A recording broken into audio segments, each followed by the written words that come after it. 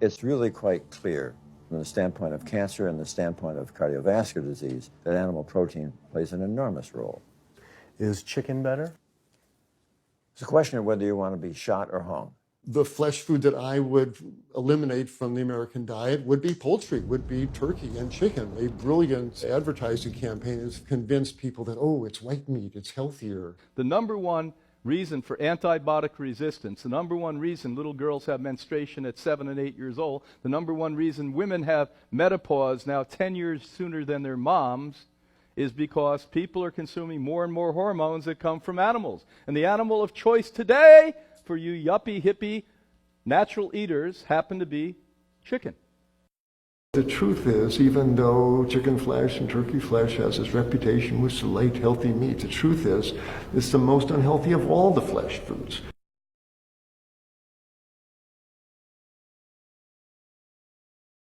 We have about a 21% higher cardiovascular mortality rate in the black community of this country. And it really does have to do with the diet, the Southern diet. And what they really mean by that is soul food.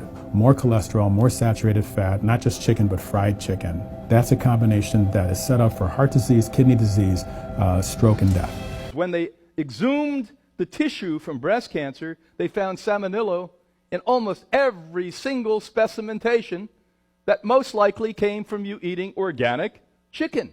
We sent researchers into fast food and family restaurants. Not only were there carcinogens in every single restaurant, but we found them in every single chicken sample that we took.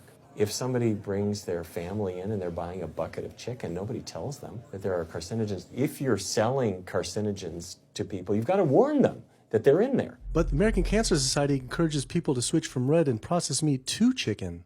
Why would the American Cancer Society tell people to switch from eating one carcinogenic food to another, when a Harvard University study showed that men with prostate cancer who eat large amounts of chicken increased their risk of the disease progressing 4 times? The number one dietary source in America of cholesterol is chicken because of the volume of chicken. You know, chicken's become grilled chicken and organic chicken. It's machismo, but it has nearly as much cholesterol per gram as red beef. So just on sheer volume, it's the number one source, eggs being close behind.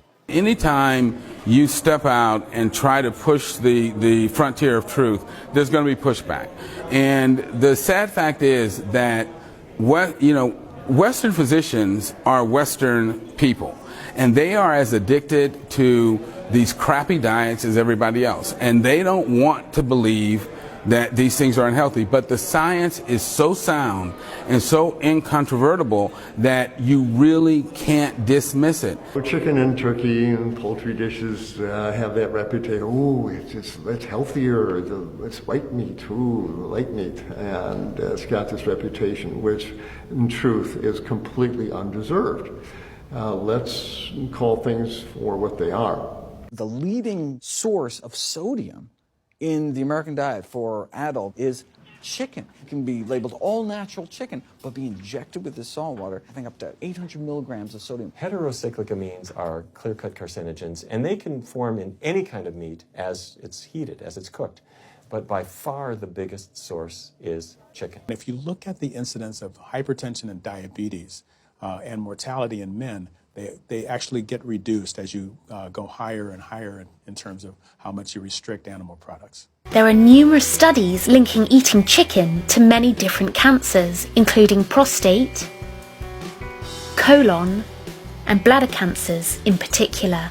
This study, conducted at Harvard School of Public Health, found that people who ate more than 5 servings of chicken without skin each week had a 52% increase in bladder cancer risk compared with those who ate none. There's nothing healthy about eating birds, especially the way they're raised today, and that's another idea that should exit the stage left. We've used up the chicken and turkey, we've used up flesh eating in general. It no longer serves us. It's time for a major evolution on this whole planet to plant-based diets while we still have the time to do that. And chicken and turkeys need to go back to the forest of Asia where they came from, and at least the chickens, the turkeys are American birds. Let them go, let them do what they're used to do out in the wild there, but time to stop eating those birds. The problem with animal-based diet, its contribution to heart disease is huge and it is pervasive.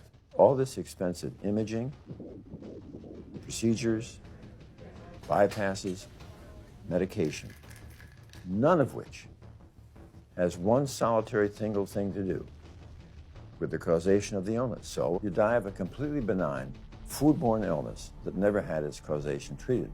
When we eat these kind of dead meat bacteria toxins, within minutes, you get this burst of inflammation within your system such that you basically paralyze your arteries. You get this stiffening of the arteries, their inability to relax normally in half. So it's not like decades down the road eating unhealthy, there'll be some damage. No, we're talking damage right then and there within minutes of it going into our mouth. Many people are given the diagnosis of Alzheimer's disease when it's not true Alzheimer's at all. The vast majority of people suffer dementia due to their tiny blood vessels in their brain clogging up and their nerve cells being shortchanged of oxygenated blood. And guess where that blood vessel dementia comes from? Those little tiny arteries are clogging up from that steady stream of bad cholesterol, etc. We do not have the dental structure, we don't have the jaw mechanics, we don't have the intestinal structure of an omnivore or carnivore. We are classic herbivores by design.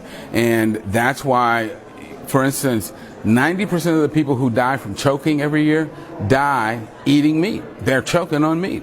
And that's because our teeth, jaw structure, and throat mechanism is not designed to handle this stuff.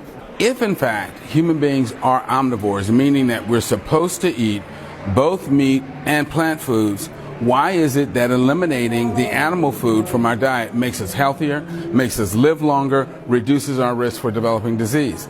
Well, it's because we really are not omnivores. We are true herbivores. We should not be eating animal food at all.